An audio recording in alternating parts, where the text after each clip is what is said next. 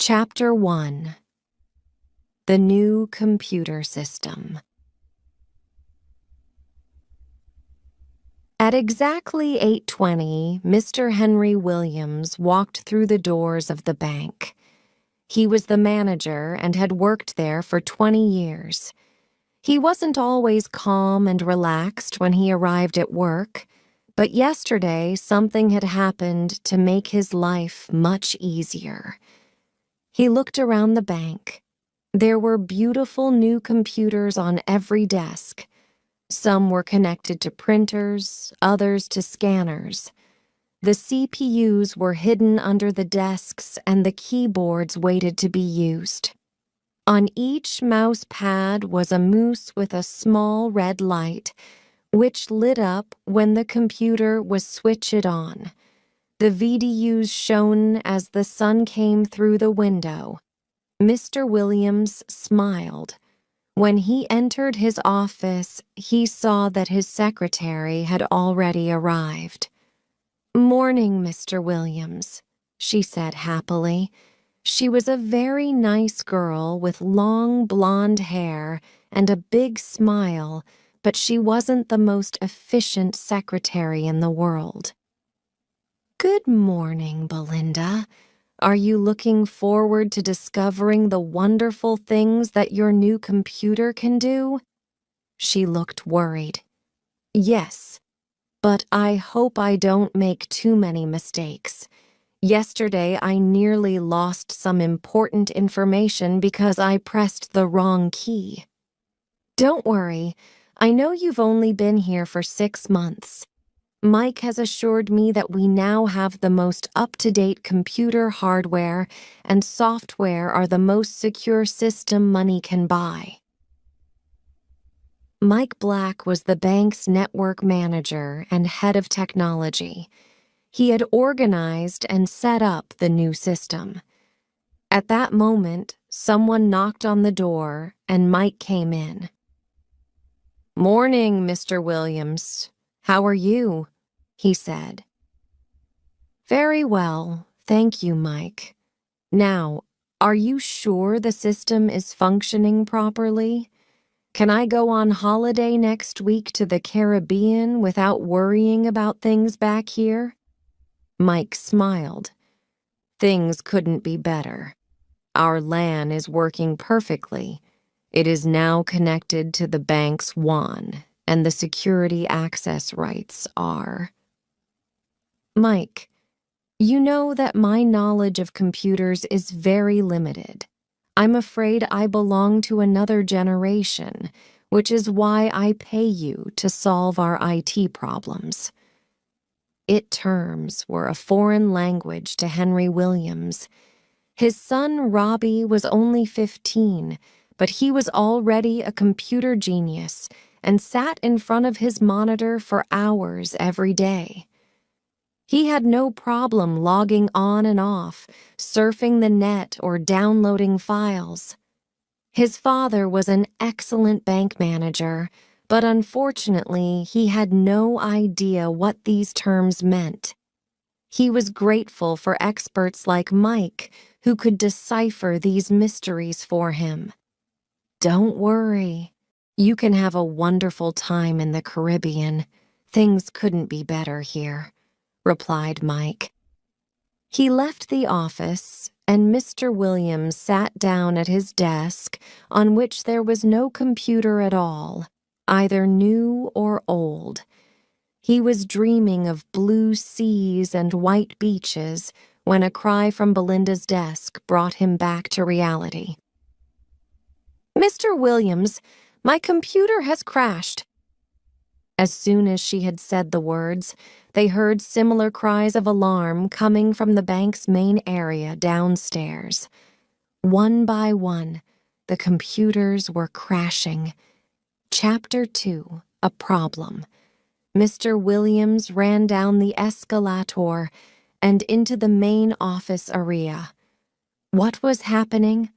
All the computers were down. Everyone was trying to reboot, but it was impossible. Henry Williams tried not to panic. He asked Belinda to call Mike and tell him to come immediately. Then he said to his staff, "Don't worry, everyone. I'm sure it's a minor problem that Mike will soon resolve." A young bank teller whispered to a colleague, "He said that last week when that virus destroyed most of our files. Remember?" His friend smiled. Someone had sent an email to all the staff, which promised to show photos of Belinda's new boyfriend.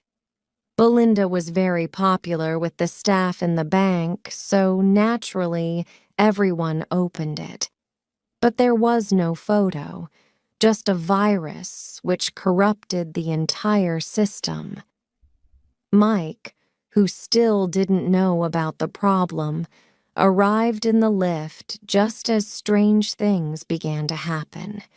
First, the lights went off, leaving the bank in darkness. Then a client came in to complain to a cashier that he couldn't access his account from the ATM outside the bank. Then the lights came on again, but the doors closed automatically, locking everyone in the bank. Mr. Williams said sarcastically, "As you can see, Mike, our new system is working perfectly. Nobody can do any work. The clients are angry, and we are all prisoners in the bank." Mike smiled nervously. "I'm sure it's nothing. I'll take a look at the server and see what the problem is." Mike was the only person with total security access rights for the system, and he had the only copy of the password list. He was very good at his job, so he wasn't too worried about these hiccups. He went to the main computer and put in his password. A message appeared on the screen. "Access denied. Password invalid." Everyone in the bank was watching him. Mike took his password list from his wallet. He typed in his password again, slowly and carefully. Every time he tried, the same message appeared on the screen. "That's impossible," he cried. His face was white with tension. Mr. Williams was waiting for an explanation. "Is everything okay?" he asked. Mike prepared to give his boss the bad news. "It seems that someone has obtained the passwords for the new system and has changed them." "And what exactly does that mean?" asked his boss angrily. Mike took a deep breath. "It means that this person now has total control of the bank." At that moment, the doors of the bank miraculously opened again. No one spoke. The silence was broken only by the noise of the clock on the wall. All the staff were waiting for Mr. Williams's reaction. "And tell me, how did this person get the passwords?" asked Mr. Williams quietly. "I have no idea," replied Mike. "I always keep the password list in my wallet. No one else has ever seen it. It's a complete mystery." "No!" shouted Mr. Williams. "The mystery is why I gave you a job. First the virus, and now this. Well, you can start looking for a new job. You're sacked." Mike left the bank without a word. He didn't look at anyone. He knew that it was his fault. Belinda's voice broke the silence. "Oh, Mr. Williams, what are we going to do?" Before he could answer, the computer displayed a new message. "Email arriving for Henry Williams." Chapter 3. "Are you ready to play, Henry?" Mr. Williams turned to the bank staff and said, "Please, Continue to work as normal. There is nothing to worry about." Everyone looked surprised. How could they work without computers? It would be impossible. No one moved and no one spoke. Mr. Williams repeated his message. "Back to work now, please. Our clients will arrive soon, and we must be ready." As his staff slowly began to return to work, the bank manager sat down in front of the server.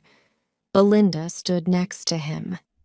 Mr. Williams looked at the screen. He was now extremely worried. He hesitated for a moment.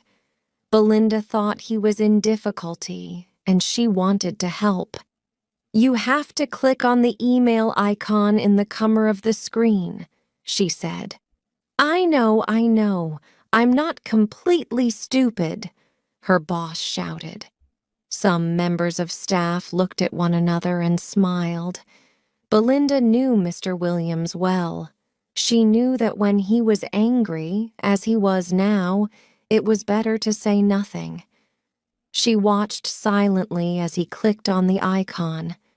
The mailbox appeared and revealed the subject of the new message.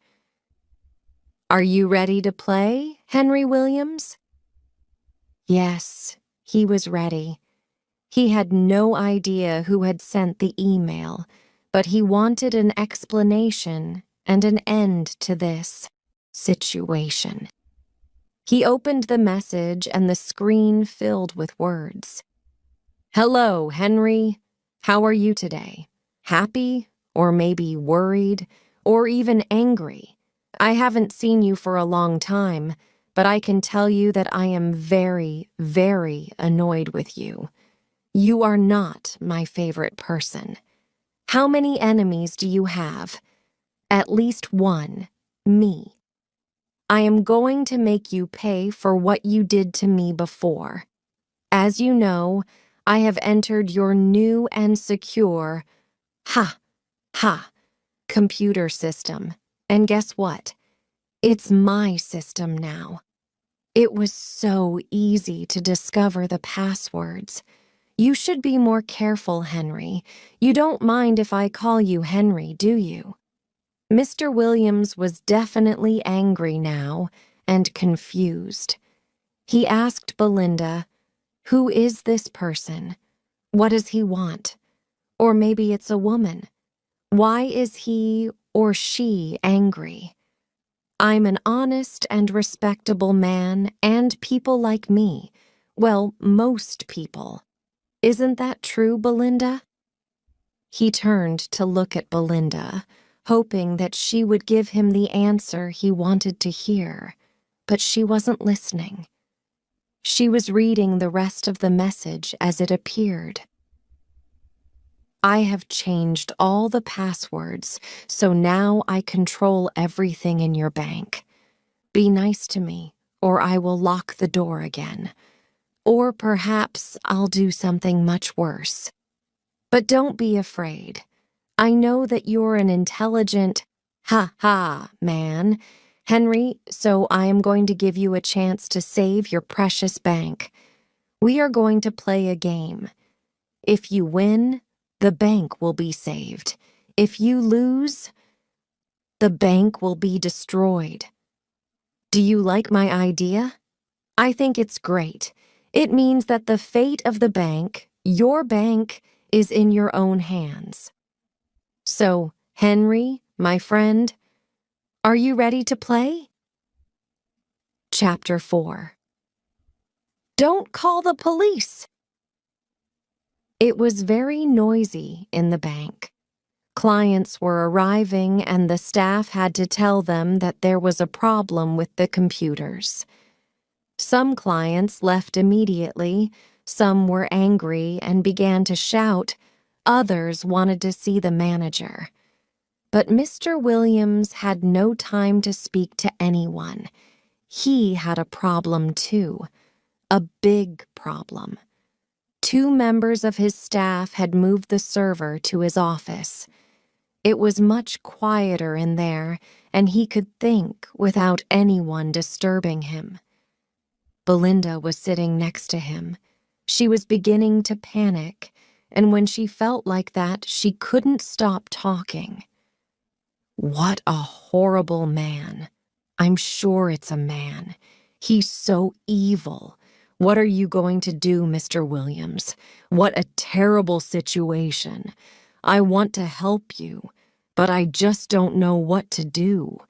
Shall we call the police? I'm sure. Mr. Williams couldn't concentrate. His secretary was talking faster and faster. Belinda, why don't you go and make me a nice cup of tea? Belinda smiled brightly and went out of the office. A nice cup of tea was the solution to all problems, in her opinion. So undisturbed, Mr. Williams was able to read the final part of the mysterious email. This is the game. I will send you 3 puzzles, one at a time. You must solve these puzzles in just 24 hours. That's plenty of time for an intelligent man like you, Henry. You'll probably need to be a computer expert to solve them, but you use computers every day, don't you? Ha, ha. If you fail to solve all 3 puzzles, I will empty every bank account in your bank from the smallest to the largest. All the money will disappear, and your bank will be destroyed. One final thing, don't call the police. That would be very stupid. If you call the police, I will know. Remember that I can destroy your bank in a few seconds. Don't risk it, Henry. Do you think this is all a joke? I want to show you that I am very serious. Henry, do you know how much money you have in your bank account? Are you sure? Why don't you check? I think you'll be surprised. Now I am going to give your staff access to the computers so the bank can function as normal. You see, I'm not so evil, but remember that I can switch off the computers or change anything at any time. Bye for now, but don't worry. I'll be back soon. Mr. Williams sat back in his chair. He had a bad headache. Things were not improving. He was thinking about what to do when he heard shouts of joy coming from the bank staff downstairs. The door opened and Belinda came in with the tea. The computers are working again, Mr. Williams. Isn't that wonderful? Everything is back to normal. Maybe the email was just a joke. Well, we'll know in a moment, Belinda, he replied. There were 2 things that Mr. Williams could do on a computer: use email and access his own bank account. Why did the mystery hacker tell him to check his account? He put in his password and then his account number and waited. After a few seconds, the information he wanted appeared on the screen. Chapter 5. Puzzle number 1.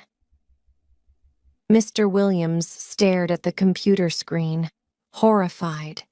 His bank account was empty. The bank manager quickly closed the page, but Belinda had already seen it. She dropped her cup of tea and began to cry. Before Henry Williams could say a word, another message appeared on the screen. Email arriving for Henry Williams, puzzle number 1. Mr. Williams clicked to open the message and looked at the first puzzle. There were just a few words and lots of strange symbols and abbreviations. It's 9:15 and time to play. W. Henry, I see that you are. Why you can't see me, you are. but I am ain't, IMOURIT, C or PRHPS alt, O Taffen Isle BBL, Eom Hand LOL. Henry, do you like the first puzzle? Isn't it cool? Cool and wicked. The clock has started to tick. Hurry, hurry, hurry, BFN. Mr. Williams didn't understand anything. He looked at Belinda, who was still crying. Belinda, please, stop crying for just 1 minute and call Mike. Tell him to come here at once. We need his help. She looked at him in amazement and replied, But Mr. Williams, you sacked Mike about an hour ago. Don't you remember? Yes, now he did remember. There was no one to help him. His headache was getting worse. He couldn't think.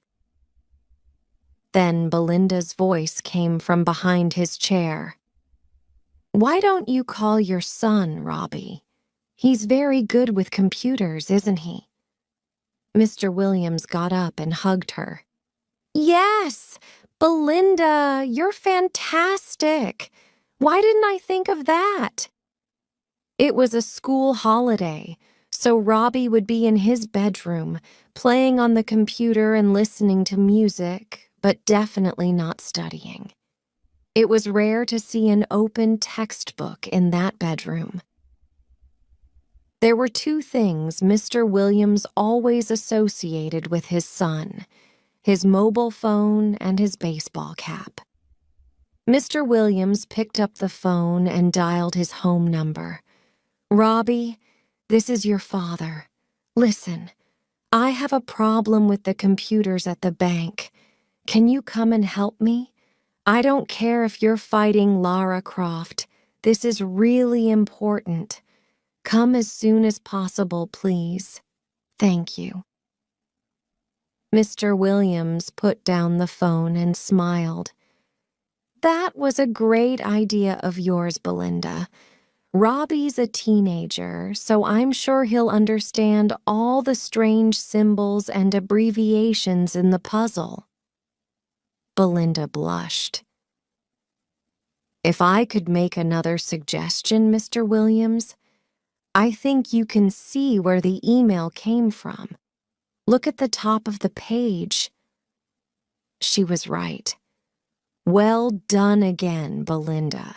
It was sent from the local library. So, our mystery hacker thinks he's clever, does he? Mr. Williams picked up the phone again. This time he called the security office. He explained the situation and told the head of security to send 2 guards to the library to find and arrest the hacker.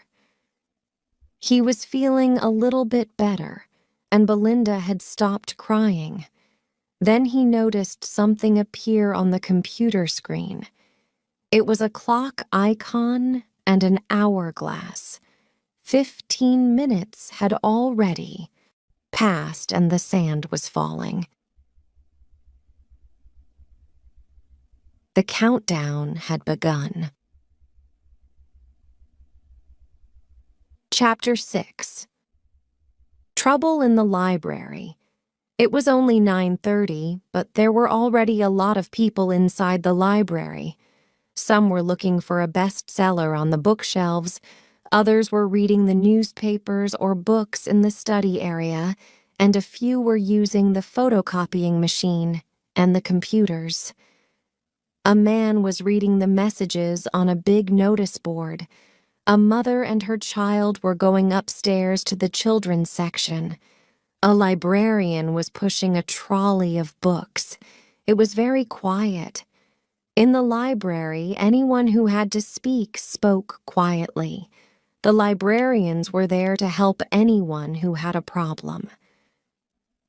This was the scene when Bill and Ben, the 2 security guards from the bank, arrived to investigate. They walked to the desk where a librarian was helping an old lady. We believe that a criminal has sent an email message from a computer in this library, and we want to see the list of people who have used the internet this morning," said Bill. The librarian calmly replied, "I'm sorry, but I'm busy now. If you would like to wait, I'll be happy to help you as soon as I can." Ben was not a patient man. "I don't think you understand, madam. We are here to arrest a criminal, and we want to do it now," he shouted. The old lady, who was in front of Ben, was angry, and she hit both guards with her handbag. "Hey, I was here first. You are very rude men," she said. The librarian tried to calm everyone down. She said to the men, "Please don't shout. This is a library. I'm afraid we can only give information about the people who use our library to the police. Are you policemen?" Bill replied. "No, we're security guards from the bank on London Road, and we—" The librarian interrupted him. "Then I can't help you. Now will you please leave the library?" But the men didn't want to leave. Bill had an idea. "Hey, Ben, maybe the hacker is still using the computer. Let's go and see." They ran to the computer area and began to question the 4 people who were using the computers. Now everyone in the library, including the librarians, came to watch. The guards were shouting, and the people at the computers were frightened. Mr. Page, the head librarian, came out of his office to see why there was all this noise in his usually quiet library. The scene he saw shocked him. He walked to the computer area and demanded to know what was happening. About 20 people answered him at the same time, so it was impossible to understand. But he soon realized that the 2 men dressed in blue uniforms were causing the problem and were disturbing everyone. He shouted, "You two, get out of my library now!" And with the help of some people in the library, he pushed them to the door and then out of the library and into the street. "And don't come back," yelled the old lady furiously. All the people in the library were talking about what had just happened. Nobody noticed a man who was hiding behind the shelves. He was laughing. Chapter 7. Robbie the Hero. Robbie Williams arrived at the bank a few minutes after the phone conversation with his father. He wasn't very happy. It was the school holidays, and he wanted to go out with his friends, but his mother told him at least 10 times a day to open a textbook and study. Today, he had wanted to buy a new football scarf and a computer game, but instead, he had to help his father at the bank. He went inside and up the stairs to the office. "Hey, Dad, what's up? I have to meet my friends at the shopping center at lunchtime. I'm going to buy a new computer game. It's wicked. It's called—" Mr. Williams interrupted his son. "Robbie, please, take those headphones off and listen to me." He quickly explained the problem of the hacker. Robbie couldn't believe it. "Bad luck, Dad. How can I help?" Mr. Williams showed him the first puzzle. Robbie gave his father a big smile. "Relax, Dad. This is so easy I can do it with my eyes shut. I use these abbreviations every day when I'm in a chat room or when I text my friends on my mobile phone. I'll show you. WU stands for what's up. IC stands for I see. And these symbols are called emoticons. They look like a face, and they express the way you feel. I can easily decode this message for you. Robbie sat down, clicked on the reply icon, and wrote out the message. What's up, Henry? I see you are sad. Why? You can't see me. You are sad, but I am angry. In my opinion, you are surprised or perhaps afraid. That's all for now. I'll be back later. End of message. Have a nice day. Laughing out loud. Bye for now. See? I told you it was easy. Now I'll click on Send, and the message will go back to the sender.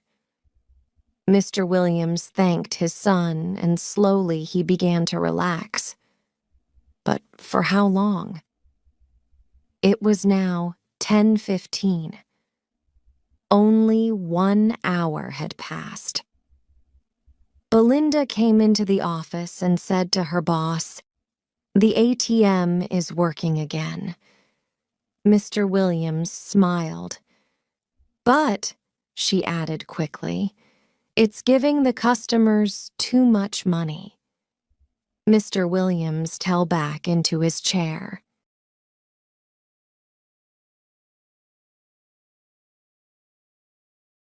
Bill answered, "Not exactly, Mr. Williams. We tried, but the people at the library were very unfriendly." "Yes," added Ben. "They didn't want to help us, and in the end they asked us to leave. There was an old lady who—" Mr. Williams was angry. "I'm not interested in the old lady. You obviously didn't catch the hacker. You are both completely incompetent.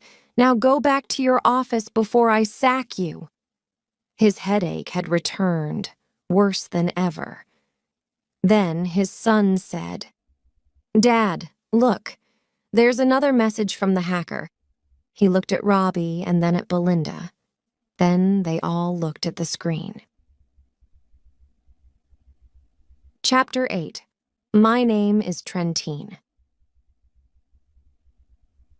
Hello, Henry. Well, that was an easy puzzle. I imagine someone helped you. Your son, Robbie, perhaps? He's intelligent, but your security guards are really stupid. They didn't see me at the library, but I saw them. Never mind.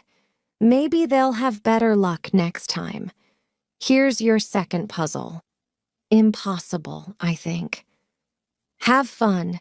BFN puzzle number 2. My name is Trentine. I am power and knowledge. These are my friends. Barrows, Limea, Rodolph, Adieu, Beo, Takt Moro Frus, Henry Williams, wasn't very worried. He had his secret weapon. Robbie. You can solve this puzzle too, can't you, Robbie? He asked. Then he saw his son's face. Dad, I'm really sorry, but I don't understand it. But look, the hacker sent it from the internet cafe in the city center. Belinda was crying again. Mr. Williams phoned the security office for the second time that day and told Bill and Ben to go to the internet cafe to find the hacker. As soon as he put down the phone, a bank teller came into his office with more bad news. A customer has just told me that the bank's website is advertising a special offer, a credit card with 0% interest. Is it true? He asked. Of course it isn't, yelled Mr. Williams. Don't give any new credit cards to any of our customers. Now go back to work. The teller disappeared. The minutes became hours, and Mr. Williams became more and more agitated. Robbie continued to look at the puzzle perplexed, and Belinda continued to cry. Suddenly, Robbie had an idea. "I know what to do!" he shouted. His father jumped up. "Have you solved the puzzle?" he asked. "No, but I bet my friend Joe can help us. I'll send him a text message on his mobile." Mr. Williams sat down, again while Robbie sent the message. "Come to bank now. Rob." When Joe arrived, it was already 5 o'clock. "What's up, Robbie?" he asked. Then he saw Belinda, who smiled at him. He smiled back. Wow, she was beautiful. He immediately fell in love with her. "Joe, listen to me," said Robbie. He explained about the hacker and showed Joe the second puzzle. Joe didn't want to take his eyes off Belinda, but he had to look at the computer screen. Mr. Williams was beginning to panic. "Hurry, boys. There isn't much time left. Take it easy, Mr. W. We can solve this. Come on, Robbie. Let's do it." After 4 long hours, they solved the puzzle. "So, who is Trentine?" asked Mr. Williams. "The internet," replied Joe. "Of course," said Robbie. "And the friends are all words connected with the internet. Browser, email, World Wide Web, chat room, and—" "Surf," said Belinda happily. Joe looked at her. "Belinda, you are so cool. You're the perfect girl for me," he said as he clicked on the send icon. Mr. Williams looked at them and said to himself, "What are they talking about? I think I'm getting old." It was 9 o'clock. The hourglass was half empty, but they had solved the puzzle in time. Mr. Williams was very relieved. The situation was improving at last. At that moment, the telephone rang. When Mr. Williams answered, he heard a voice say, "Good evening. This is the police." Chapter 9. A surprise for Henry. Mr. Williams put down the phone. He said, "That was the police. It seems that Bill and Ben created a disturbance at the internet cafe, and they have been arrested. They didn't catch the hacker, of course. Why doesn't that surprise me? Well, they can stay at the police station until we find the hacker." There was no reply from the others. Robbie was sending a text message on his mobile phone to his friends to say why he hadn't met them that afternoon. Joe was talking to Belinda. "Will you go out with me tonight, Belinda? There's a great hamburger place near here." Belinda smiled at him. "But you're only 15, Joe. I'm too old for you." "I'm very mature for my age," he replied quickly. "Come on. We'll have a fantastic time. I'll pay and—" Their conversation was interrupted by the hacker. "Congratulations, Henry. You've solved the second puzzle. I suppose Robbie helped you again. It's a pity those security guards aren't as intelligent as your son. They failed again, didn't they? Henry, there's still another puzzle to solve. If you solve it, you will discover my identity. I'll send the message later. First, you need to relax and cool down. Are you ready for a surprise? BFN." "A surprise? What does that mean, Mr. Williams?" asked Belinda. "I have no idea, but I'm sure we'll soon find out," replied her boss. All the staff had gone home at 5 o'clock as usual. The offices were silent. He was suddenly very tired. His eyes began to close. He was on holiday in the Caribbean. He was on the beach. It was hot and sunny. There were no clouds in the sky. It was too hot, so he went swimming in the sea to cool down. He was wet, very wet. Mr. Williams woke up. He was wet. Was it raining in his office? He heard Belinda's voice. "Mr. Williams, what's happening? I'm all wet. Where is the water coming from? My hair and clothes are ruined." Mr. Williams answered, "This is our surprise, Belinda. Our friend the hacker has started the sprinkler system. Very funny. Let's get out of here." They all ran out of the office and went downstairs. Joe tried to console Belinda, and Robbie wanted to know if he could go home. "Please, Dad. It's late and I want to watch TV tonight." "Not yet," replied his father. "We still have another puzzle to solve." "What do you mean we, Dad? You haven't done anything yet," replied his son sarcastically. Mr. Williams looked at his son, but he knew that Robbie was right. The boys had solved the first two puzzles. In the distance, they heard a siren. Was it the police? Mr. Williams and Robbie went to the doors of the bank. Slowly, Mr. Williams opened the door. Chapter 10. Where's the fire? Mr. Williams opened the door, and 3 firemen ran into the hank. "Okay, where's the fire?" they said. Mr. Williams was very confused. "What do you mean, fire? There's no fire here. I think you've made a mistake." The firemen were not convinced. "Mr. Williams, have you forgotten that the bank's sprinkler system is connected to the alarm at the tire station? The sprinkler started, the alarm sounded, and we came here to put out the fire. Now, where is it?" This time, Robbie spoke. "There is no fire. The sprinkler started because there must be a problem with the system."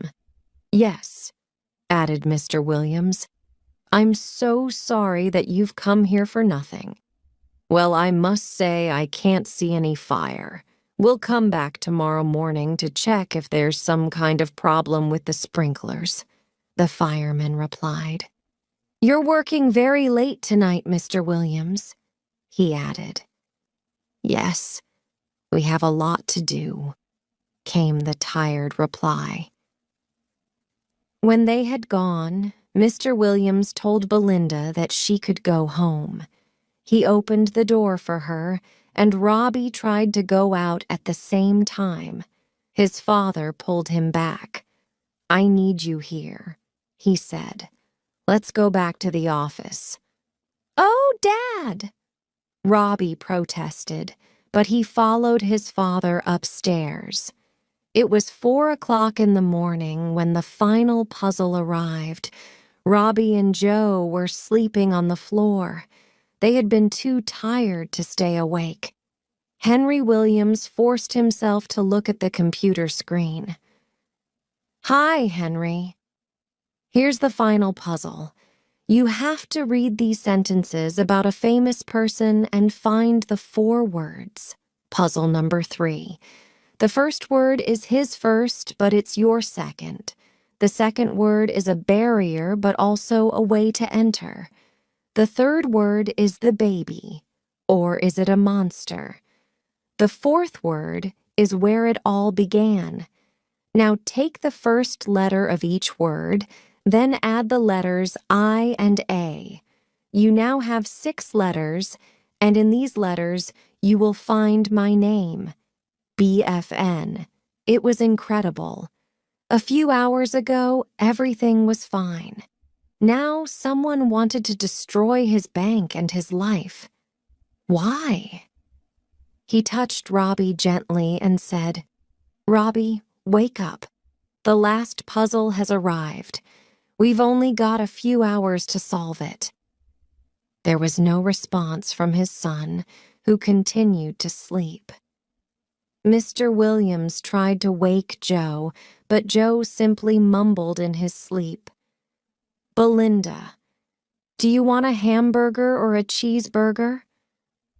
Mr. Williams sat with his head in his hands. The boys were sleeping, and he couldn't wake them.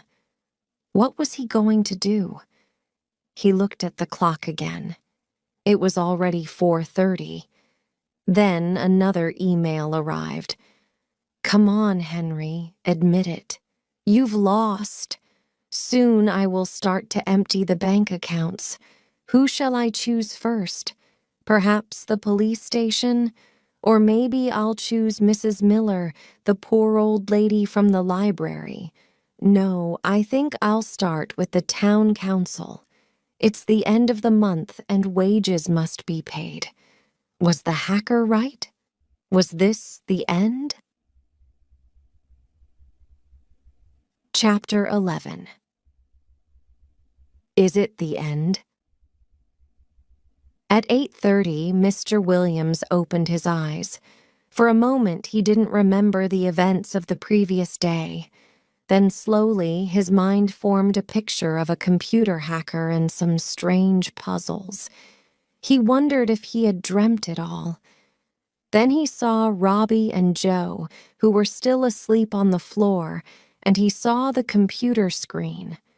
The final puzzle was still there, and the hourglass was almost empty. It wasn't a nightmare. It was real. The door of the office opened, and Belinda came in. "Oh, Mr. Williams, have you been here all night? And poor Robbie and Joe, too. Did you find the solution to the last puzzle?" She saw his expression and already knew the answer. "I'll make you a nice cup of tea, and you'll soon feel better," she said. There were only 30 minutes left. Mr. Williams was angry with himself. He felt responsible for everything. His bank was in danger and he couldn't save it. He tried to wake Robbie again, but it was difficult to wake his teenage son before midday. Belinda returned with the tea. Mr. Williams drank 3 cups. He looked out of his window. The bank teller were arriving for another day's work, maybe the last day. What could he tell them? In desperation, he sat down in front of the computer again. "Belinda, if we win, I promise that I will learn about computers and become an expert. My son is only 15 and he knows much more than me. I'm living in the past and I have to change." "That's a wonderful idea, Mr. Williams. And of course, I'll help you as much as possible. I know a lot of things now and—" She didn't finish her sentence because Mr. Williams shouted so loudly that Robbie and Joe woke up. "That's it! I found the solution. I know the answer to the puzzle." Robbie and Joe got up right away. They looked at one another and then at Mr. Williams. Robbie said hesitantly, "Are you sure, Dad? It looks impossible to me." "Yes, of course I'm sure. I've done it. Now, first I click on the reply icon, right? And then I write the answers. The first word is Bill. It's the man's first name and the abbreviation of my second name, Williams. The second word is gate. It's a barrier and a way to enter." "So the man is Bill Gates?" said Joe. "Exactly," replied Mr. Williams. "The third word is Microsoft, his baby, his creation, but also a monster in the opinion of some people. And the last word is Seattle. That's where Bill Gates lives and where he started Microsoft. The beginning." "That's brilliant, Dad. "Well done," said Robbie. "Now," continued Mr. Williams, "if we take the first letter of each word, we have B, G, M, and S. We have to add 2 more letters, I and A, and these 6 letters should spell the name of the hacker." Everyone looked at the 6 letters, B, G, M, S, I, A. They tried to see a name, but they could only see words like big in bags, but no names. Then suddenly, Mr. Williams jumped up and yelled, "Yes, yes, I know the name of the hacker." Chapter 12. A Holiday for Someone. "Sam Gibb," said Mr. Williams. "I don't believe it, but why does he hate me?" "Maybe because you sacked him 2 weeks ago," suggested Belinda. Robbie asked, "Who's Sam Gibb?" Mr. Williams explained. "He used to work here at the bank. In the beginning, he was a good bank teller. Then he started to arrive late for work every day. Instead of working, he used to surf the net and log on to chat rooms. He spent hours talking to people all over the world. So I sacked him. But wait a minute. If he left 2 weeks ago, how did he know the new computer passwords?" Belinda had the answer to his question. "He came back to the bank a few days ago to empty his desk. I think you were in a meeting. I remember that he went to Mike's office and stayed there for a long time. I thought he was talking to Mike, but now I think about it, Mike wasn't there all the time. Anyway, Mr. Williams, you're a hero. You've saved the bank." "Yes, and there are only 2 minutes left. Look, it's 9:13, said Joe. They all looked at the computer screen. Suddenly, Robbie said, "Dad, did you remember to click on the send icon to return the message to the hacker? I mean, Sam Gibb?" "Oh, no!" "Quickly, click, click, before it's too late," shouted Mr. Williams. 4 hands tried to operate the mouse, but in the confusion, it fell on the floor. Finally, Robbie picked up the mouse, clicked, and the message disappeared. For a moment, nobody spoke. Then they all began laughing and hugging each another. "We've won. We've won. You've won, Dad," said Robbie while Joe hugged Belinda again. Mr. Williams went downstairs to give the good news to the staff, who also laughed and applauded their boss. When Mr. Williams returned to his office, he picked up the phone. "Now I can call the police and tell them everything, and they can go to Sam's house and arrest him." But before he could do it, another email arrived. "Hello, Henry. Now you know who I am. Congratulations. Did you enjoy playing my game? When you sacked me, I wanted my revenge, so I sent the virus that infected the bank's computers. But it wasn't enough. You installed a new computer system, so I came to visit Mike and saw the new passwords on his desk. It was so easy. You really need to improve security at the bank. Maybe I can help you?" "But, Henry, I still have a surprise for you." This time, Mr. Williams went white. "Oh, please no, not another puzzle," he cried. "I think I need a holiday."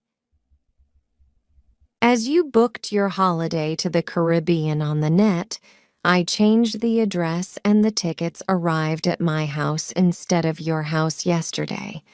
I also changed the date of the holiday, and I'm leaving at 10 O'Hour today. I'm sending this message from the airport on my new laptop. To show you that I am a kind person, I have returned all the money to your bank account. Thanks for the holiday. Maybe we can play another game when I come back.